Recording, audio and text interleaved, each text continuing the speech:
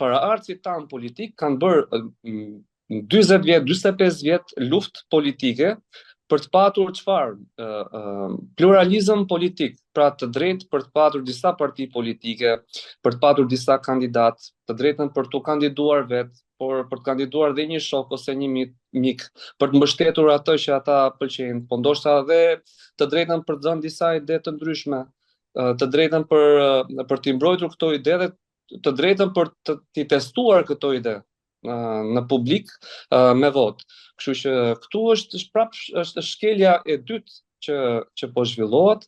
Përrjedhoj, unë dola në konkluzionin që janë zgjedhje që nuk na shkojnë për shtat, nuk i kanë të bëjnë me mënyrën se si funksionon Partia Demokratike, me kulturën e Partisë Demokratike, me historinë e Partisë Demokratike.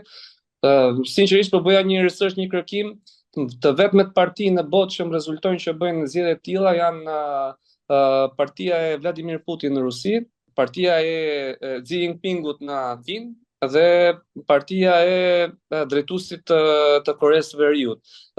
Për më tepër ato kanë dhe një argument, se argumenti është që janë parti që janë pushtet, ndërkohë që ne jemi parti opozitare. Dhe nëse marrim shembujt e partive demokratike, opozitare në Europë, nuk ka shembull të tillë, nuk ekziston. As në Amerikë nuk ekziston një shembull i tillë.